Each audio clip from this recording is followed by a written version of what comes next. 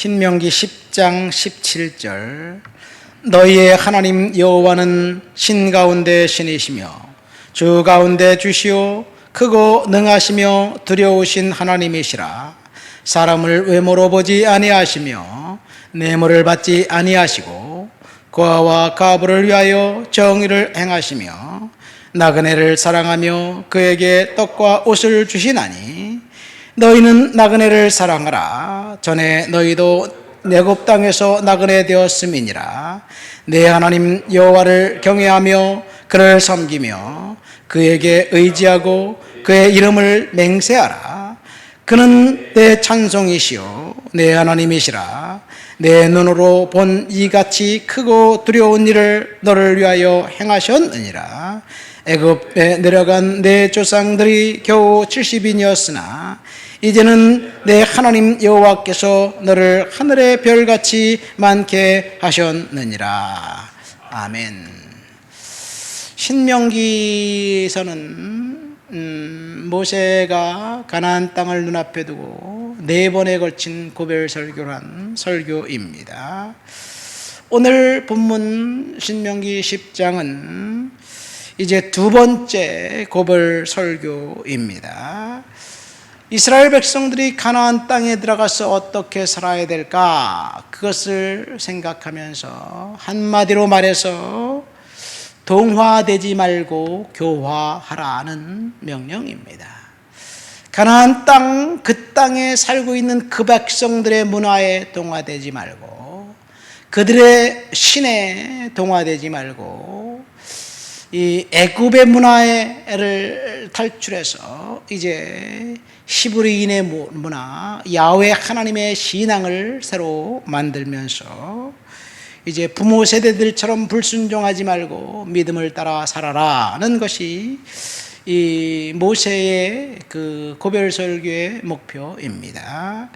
오늘 본문 말씀 보면 너희 하나님 여호와는 신 가운데 신이요 주 가운데 주시고 크고 능하고 두려우신 하나님이시다. 사람을 외모로 보지 않고 뇌물을 거부하신다. 그런 이야기를 합니다. 이 하나님이 주 가운데 주, 신 중에 신, 만왕의 왕 되신다라는 말씀을 그 말씀만 보면 성경이 그 여러 잡신들 우상들을 인정하는 것 같습니다. 사실 인정하는 것이 아니라 당시의 문화, 모든 인간의 역사는 그 우상 숭배로 점철된 문화를 갖고 있습니다. 아브라함은 갈대아 우르, 우상이 아주 팽배했던 그 도시에 살고 있었던 사람이죠. 갈대아 우르는 그 미개한 어떤 그런 지역이 아닙니다. 오늘날로 따지면 서울이나 동경이나 뉴욕 같은 대도시입니다. 모든 첨단 문화와 모든 교육, 종교 이런 것들이 집중된 지역에 살고 있던 편리한 곳이었습니다. 그런데 하나님은 미개한 지역으로 떠나라는 이야기예요. 두 가지를 알 수 있습니다. 유일하신 하나님, 창조주 하나님이 아브라함에게 우상 숭배 도시에 살고 있었던 아브라함에게 나타나셨다는 사실. 그것은 무엇을 말합니까? 인간의 자연적인 그런 상황, 인간의 교육, 인간의 열심, 인간이 신을 경외하고 두려워하는 그 두려움을 통해서 발견할 수 있는 신은 유일하신 하나님, 창조주 하나님, 전능하신 하나님이 아닙니다. 인간의 경건으로, 인간의 열심으로 발견한 신은 우상이고 잡신입니다. 그래서 인간이 그 신을 경외하기 위해서 뇌물을 갖다 바치죠. 그 뇌물이 뭐냐? 가장 신의 마음에 드는 뇌물은 사람이다 라고 생각해서 인신제사를 신에게, 우상에게 드리는 거예요. 그것이 전 세계 어느 문화든지 다 인신제사 풍습이 있습니다. 우리나라도 있어요. 에밀레종, 심청전 이야기 다 인신제사에 연관된 이야기입니다. 두 번째 우상은 쾌락적이고 음란적입니다. 왜냐하면 인간의 그 욕망을 신을 통해서 채움받기를 원하기 때문에 그렇죠. 그것이 바알신이고 아세라 신입니다. 그러니까 그런 우상의 도시에서 전능하신 하나님이 나타나셨고 창조주 하나님이 나타나셔서 아브라함을 떠나라고 이야기합니다. 이민을 가면 못 사는 나라에서 잘 사는 나라로 가지요. 그죠? 아메리칸 드림이 있습니다. 이 동남아시아에 살고 있는 사람들이 한국에 와서 공장에서 일합니다. 돈을 벌면 한국에서 한 달 버는 것이 본국에서 6개월 혹은 1년 정도 벌 만큼의 액수가 되기 때문에 매력적이에요. 이 꿈을 갖고 갑니다. 왜? 잘 사는 나라에 그곳에 가면 꿈을 이룰 수 있기 때문에 그 꿈이라는 것이 경제적인 이유입니다. 그러나 아브라함이 잘 사는 곳에서 미개한 지역으로 간 것은 경제적인 이유가 아니라 종교적인 이유였기 때문에 그렇습니다. 그러니까 하나님, 창조주 하나님, 유일하신 하나님이 우리 인간의 노력으로 만날 수 있는 분이 아니에요. 아브라함에게 하나님이 찾아오셔서 부르셨습니다. 그래서 축복의 근원이 되게 하셨고 그리고 복을 주셨어요. 그러니까 이 계시는 하나님으로부터 시작된 것이지 인간으로부터 시작된 것이 아니다.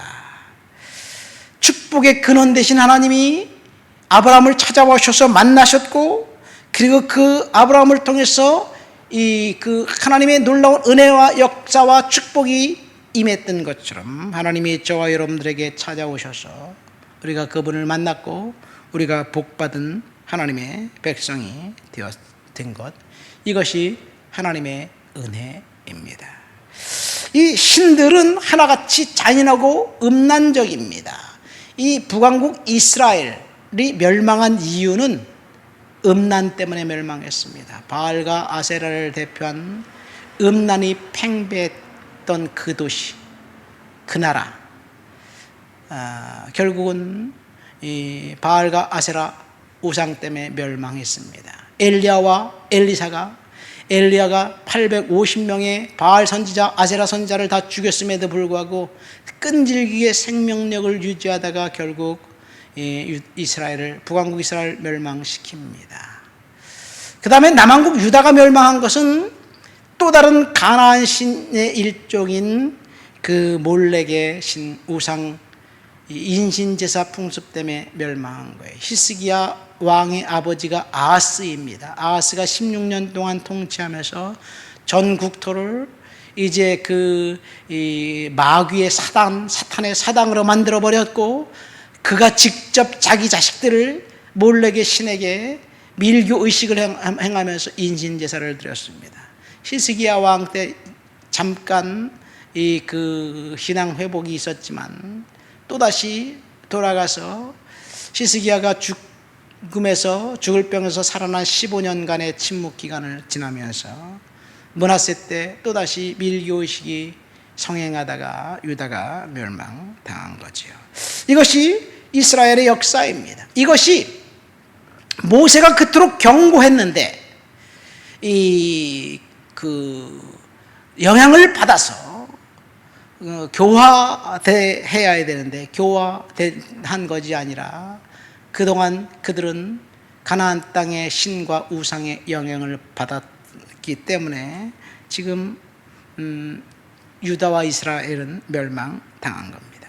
이것이 이스라엘의 역사예요. 지금 모세는 지금 이것을 보면서 출애굽 2세대들에게 경고하고 있는 거죠. 뭐를 경고하고 있습니까? 가나안 땅의 그 우상 앞에 동화되지 말고 교화시키라는 이야기입니다. 모세를 통해서 지금 이스라엘 백성들에게 무엇을 경고합니까? 17절 말씀 보니까 너희 하나님 여호와는 신 가운데 신이시며 주 가운데 주시오 크고 능하시고 두려우신 하나님이라. 사람을 외모로 보지 않고 뇌물을 받지 아니하신다. 고아와 과부를 위하여 정의를 행하시고 나그네를 사랑하고 그에게 떡과 옷을 주시는 하나님, 너희는 나그네를 사랑하라. 전에 너희도 애굽 땅에서 나그네 되었기 때문이다. 그러면서 20절에 이렇게 이야기합니다. 내 하나님 여호와를 경외하고 그를 섬기며 그를 의지하고 그 이름으로 맹세하라. 여호와를 경외하고 섬기고 의지하라는 말씀. 하나님을 의지하고 경외하고 섬기는 방법이 가나안 땅에 들어갔을 때 그들의 우상에 동화되지 말고 그들을 교화시켜야 되는데, 그것은 이 고아와 나그네와 이 과부들을 돕고 섬기고 돌보는 것에 있다고 이야기하고 있습니다. 그러니까 하나님을 경외하고 하나님을 두려워하는 방법은 오직 자기 자신만을 위해서 음란과 정욕에 따라 살고 그 신에게 우상에게 뇌물을 바치면서 자신의 이기적인 욕망에 따라 살지 말며 고아와 과부와 나그네들을 섬기는 것에 있다는 것을 이야기하고 있습니다. 그런데 구약 성경에 보면 이스라엘 백성들이 고아와 과부와 나그네들을 섬기는 것이 아니라 그들을 멸시했고 그들을 수탈했기 때문에 에스겔 선지자를 통해서, 수많은 선지자들을 통해서 책망을 받습니다. 교화시켜라, 동화되지 말아라. 이것은 오늘날 우리 시대에도 동일한 화두입니다. 우리는 세상의 문화에 동화되어 버렸습니다. 언제부터인지 세상의 문화에 동화되어서 세상 사람들과 똑같이 이 성공을 위해 돈을 향해서, 그리고 권력을 향해서 집중하면서 돌진하면서 마치 그것이 하나님이 주신 축복이라고 착각하면서, 그리고 세상 사람들과 동일하게 비열한 일들, 거짓도 서슴지 않고 행하는 성도들을 보면 하나님이 뭐라고 평가하실까? 하나님의 말씀, 성경 말씀을 가지고 세상을 변화시키고 교화시켜야 되는데 우리는 지금 동화된 세상에 살고 있지 않는가 생각됩니다. 모세의 그 경고에도 불구하고 사실 가나안 땅에 정착했던 이스라엘 백성들은 조금씩 이 가나안의 문화에 동화되어서 정체성을 잃어가고, 그때마다 하나님이 선지자를 통해서 다시 이 정체성을 회복시키면 또다시 동화되고, 이것이 이스라엘의 역사였습니다. 우리는 하나님 말씀을 통해서 이 세상을 변화시키는 그런 일들, 그래서 이 세상을 하나님 말씀으로 교화시키는 데 우리가 하나님으로부터 사용되어야 된다고 생각합니다. 하나님의 은혜가 저와 여러분들에게 오늘도 있기를 예수님의 이름으로 축원드립니다.